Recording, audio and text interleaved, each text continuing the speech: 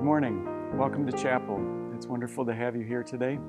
In the name of the Father, and of the Son, and of the Holy Spirit. Amen. You might know that decorating technique called word art. People put words up on the walls of their homes with various types of fonts or typefaces.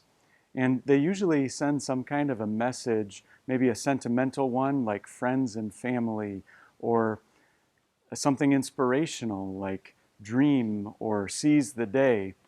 Often they will put words up into a room where you didn't really need the suggestion based on the room, like a cozy den or a bathroom with jacuzzi jets in the tub.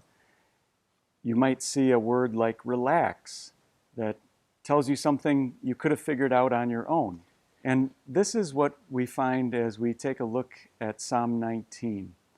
Psalm 19 asks us to picture a world full of natural things that are pouring forth word art. You might not see any special font on an icicle or a blade of grass, but they do send a message. And that's what we find in Psalm 19. For the choir director, a psalm by David.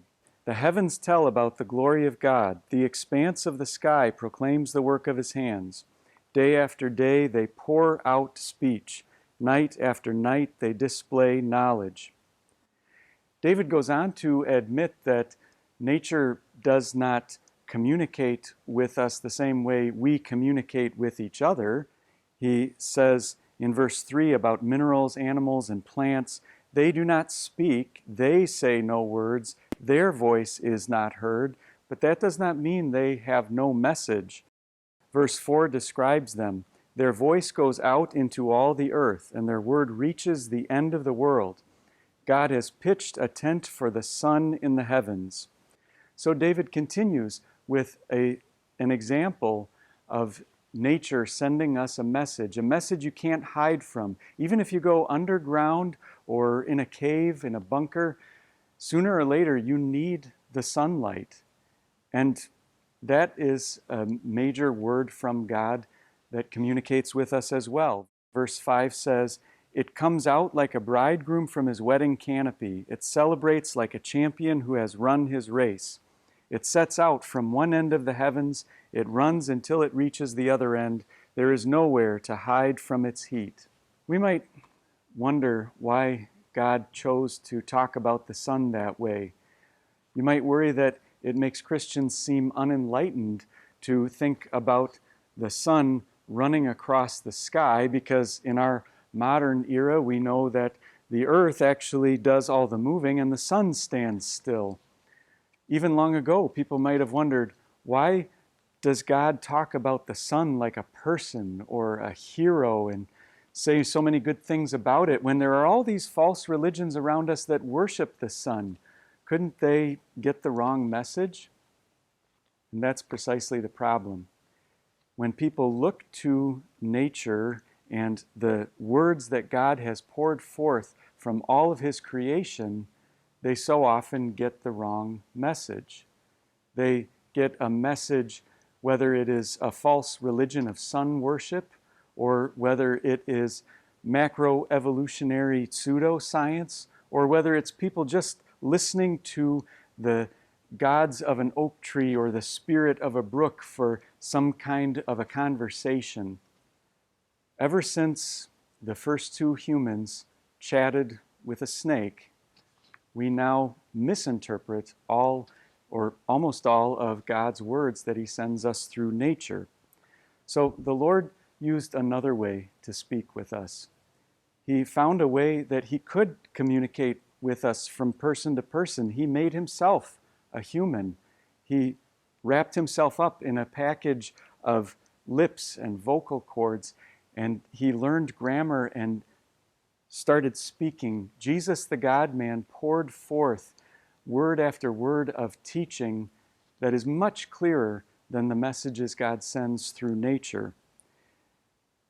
Verse 7 talks about God's spoken word. The law of the Lord is perfect. It revives the soul. The testimony of the Lord is trustworthy. It gives wisdom to the inexperienced.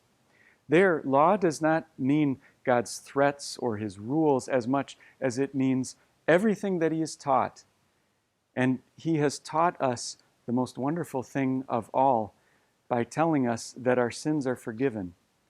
It's a true lie of Satan whenever you hear people who have bought into the idea that sounds something like this. I feel so much closer to God out in nature than I ever would inside of a church. Is it true that God is just as close to you inside of a church building as out? Yes. And is it true that God does send humans words of message and data from studying nature? Yes. But out in nature, you cannot hear that God took on flesh and conquered death. Out in nature, you cannot hear that your sins are forgiven and eternal life belongs to you for free. So let's rejoice in the value that David describes in Psalm 19, which goes on to say, "The precepts of the Lord are right. They give joy to the heart. The commandment of the Lord is bright. It gives light to the eyes. The fear of the Lord is pure. It stands forever. The just decrees of the Lord are truth. They are altogether righteous. They are more desirable than gold, even better than much pure gold. They are sweeter than honey, even honey dripping from the honeycomb. Yes, by them your servant is warned." That's me, and that's you. By God's words we are warned, and in keeping them there is great reward. Amen. What sacrifice could be equal to his own? The cross of Christ has declared that there is naught I owe.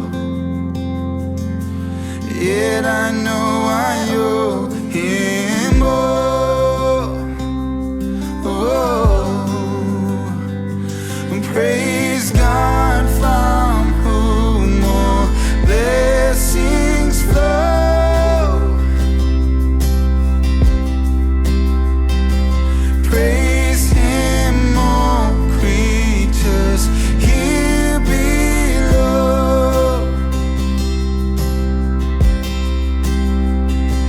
Praise God from whom all blessings flow.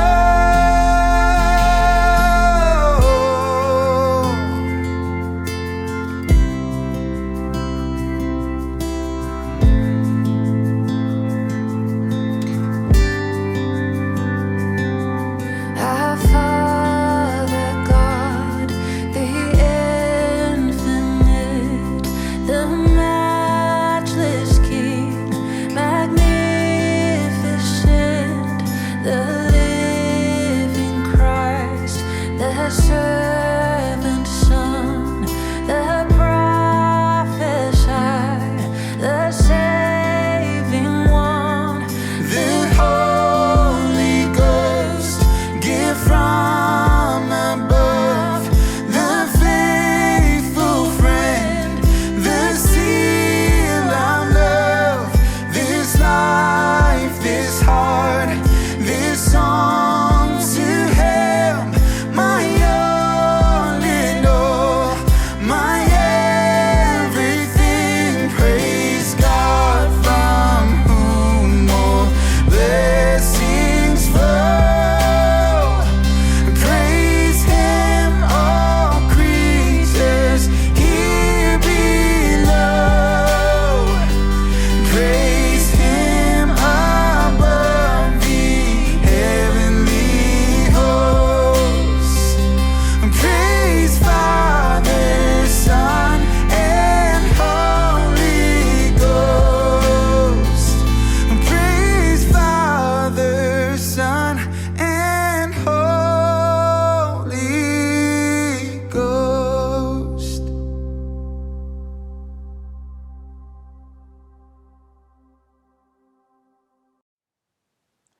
Let's close our devotion with a prayer. I'll use the closing verses of Psalm 19 in which the psalm writer invites us to join him in praying as follows. Dear God, who can recognize his own errors? Declare me innocent of hidden sins. Restrain your servant also from deliberate sins. Do not let them rule over me. Then I will be blameless. Then I will be innocent of great rebellion. May the speech from my mouth and the thoughts in my heart be pleasing to you, O Lord, my rock and my redeemer. Amen.